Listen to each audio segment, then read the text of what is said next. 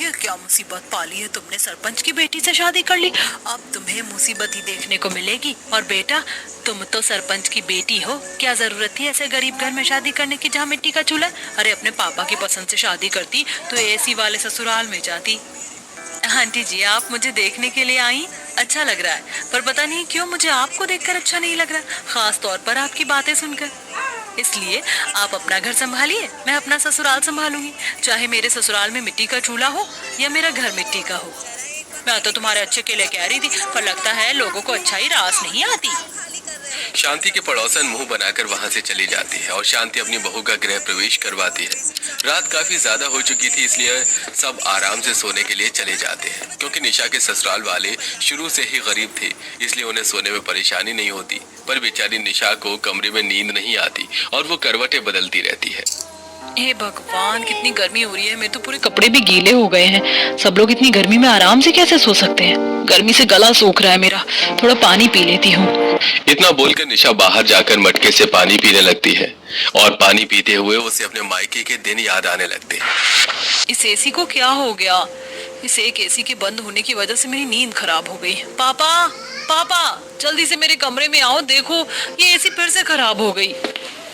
बेटा, सब मुझसे डरते हैं और मैं तुझे डरता हूँ। तेरी एक एसी ही खराब हुई है ना। रुक, मैं अभी एसी वाले को फोन करके बुलाता हूँ। 10 मिनट में तेरी एसी ठीक हो जाएगी, फिर तू आराम से सोना। अब सरपंच जल्दी से एसी वाले को फोन करता है और रात के 12 बजे एसी वाला एसी ठीक करने के लिए आता है। थैंक यू पापा, मेरा एसी ठीक करने के लिए। आप तो जानते हैं बिना 4 एसी के मैं सो नहीं पाती। अगर एक भी एसी खराब हुई तो आपकी बेटी सारी रात जागी रह जाती। अरे मेरे होते हुए भला मेरी बेटी की नींद कैसे खराब हो सकती है। पानी पीते हुए निशा ये सब सोच रही होती है कि अचानक से उसे ठंडी हवा महसूस होती है। बाहर से कितनी अच्छी हवा आ रही है, इसके सामने तो एसी की हवा भी फेल है। काम करती हूँ, कमरे की खिड़की दरवाजे को खोल देती हूँ।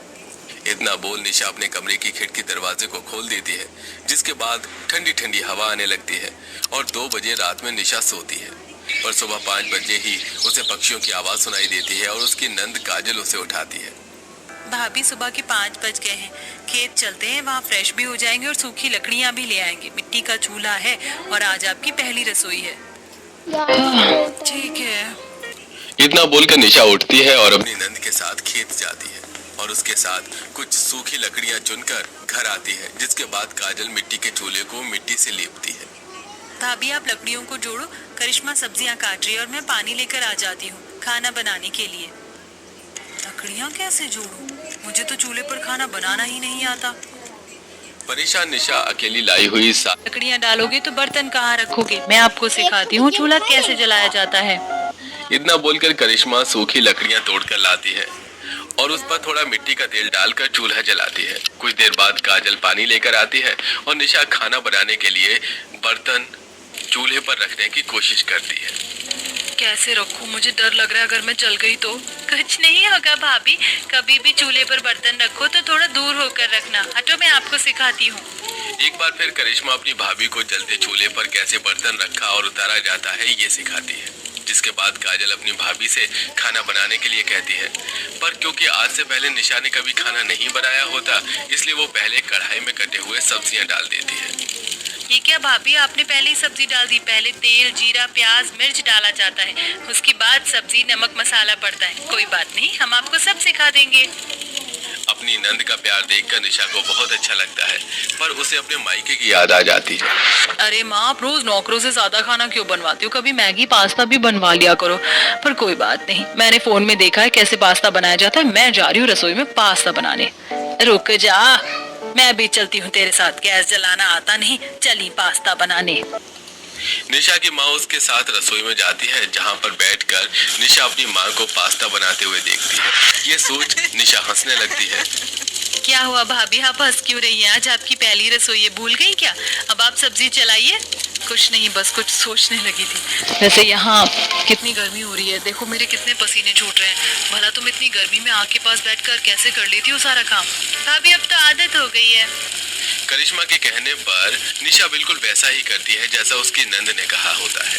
कुछ देर में दोनों नंद के साथ मिलकर निशा खाना बनाती है और सभी लोग खाना खाकर निशा की काफी तारीफ करते हैं। बहू, तुमने खाना बहुत अच्छा बनाया। अगर आज तुम्हारे अपाहिज ससुर ठीक होते तो वो भी तुम्हारी खूब तारीफ करते।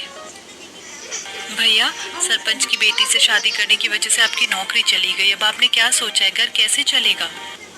देख रहा हूँ नौकरी अरे तू ऐसी बातें क्यों कर? परेशान हो जाती है और वो अपना पसीना पोंछते हुए कमरे में जाती है और मन ही मन खुद से कहती है, कैसे रहूंगी मैं यहाँ? कितनी गर्मी हो रही है, पर कुछ तो कर। पर मैंने ही उसे मरने की धमकी। जहाँ निशा परेशान हो रही होती है तो वहीं निखिल नौकरी ढूंढ